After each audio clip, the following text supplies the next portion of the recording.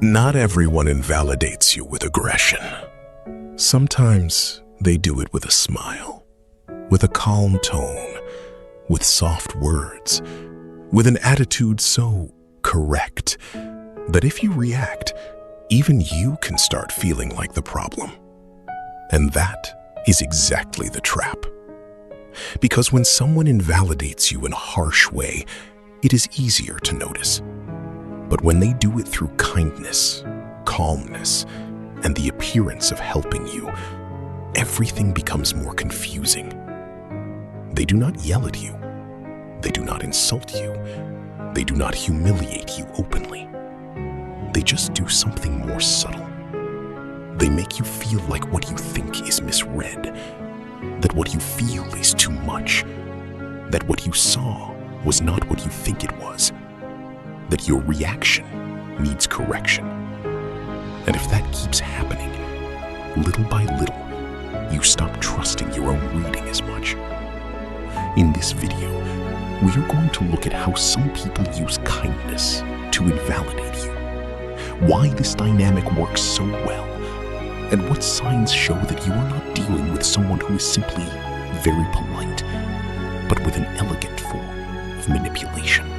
The first thing to understand is this: invalidation does not always come in the form of rejection. A lot of the time, it comes in the form of correction. They do not say, "You're wrong." They say, "I think you're seeing it differently. It wasn't that serious. I'm saying this with care. Don't take it so personally. I'm just trying to help you see it more clearly." And on the surface, everything sounds fine.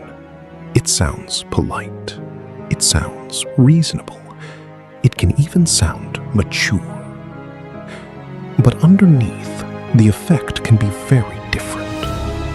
Because the conversation stops being about what happened to you and starts being about whether your way of reading it is even reliable. And that shift matters a lot. Because one thing is helping you see something more clearly, and something very different is using calmness, softness, or kindness to push you into doubting yourself. That is where elegant invalidation begins. It does not destroy your point all at once. It makes it fragile. What does this look like in real life? It shows up in moments that, taken separately, seem small. For example, you say, "That made me uncomfortable." And the other person answers, "I don't think it was that serious."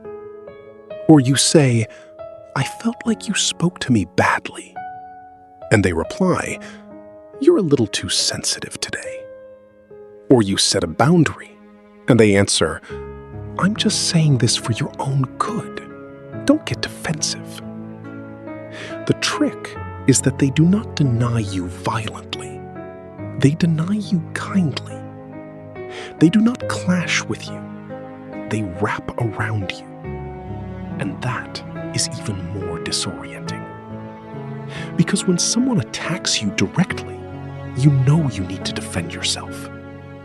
But when someone invalidates you with a kind tone, your mind enters a different process. You start thinking, maybe I did overreact. Maybe I understood it wrong. Maybe they really are trying to help me. And that is where the real effect appears. You are no longer evaluating what happened. You are evaluating whether you even have the right to feel what you felt. That is one of the reasons this works so well, because it does not confront you, it confuses you. It does not try to overpower you by force, it tries to move you through doubt. And many people fall into it not because they are naive, but because they want to be fair. They want to listen. They want not to overreact. They want to stay reasonable. And that, which would normally be a strength, becomes the doorway here. Because if you are trying to stay balanced, but the other person is using kindness to place themselves above your perception, then you are no longer playing the same game. You want better understanding. The other person wants to correct your reading from above. And that difference changes everything. Because little by little, you begin to depend more on how that person interprets the situation than on what you saw clearly in the first place. And when that becomes a pattern, your certainty drops without anyone ever having to yell at you. Now, something important. Not every kind person invalidates you. Not every soft phrase is manipulation. Not every correction is disrespect. The difference is in the pattern and in the effect. Ask yourself this. After talking to that person, do you feel clearer or smaller? Because a healthy person can disagree with you and still leave you room. They can offer a different perspective without making you feel foolish. They can help you see something differently without reducing what you felt. The person who invalidates through kindness leaves a different mark. They do not just give an opinion, they reposition you. They make you feel like your reading matters less, that your reaction needs to be filtered, that your sensitivity is poorly calibrated, that your judgment needs supervision. And if that happens once, it may be an awkward moment. But if it happens many times, it is no longer a communication style. It is a dynamic. And in that dynamic, kindness is not protecting you. It is lowering your legitimacy without breaking the form. These are some clear signs that someone is using kindness to invalidate you. First sign, they use soft phrases to take weight away from what you feel. They do not deny it brutally. They minimize it nicely. Second sign, they make you feel exaggerated without saying it directly. The idea hangs in the air, and you end up completing it yourself. Third sign, when you try to explain why something affected you, the conversation quickly shifts toward your interpretation, not toward what happened. Fourth sign, you leave the conversation with more doubt than clarity. You do not feel understood. You feel corrected. Fifth sign, the other person keeps the image of being calm, reasonable, and impeccable, while you are left carrying the discomfort. Sixth sign, you begin editing yourself before speaking to that person. You think more about how to say something so they do not make you feel like you are reacting wrong. And that last one matters a lot.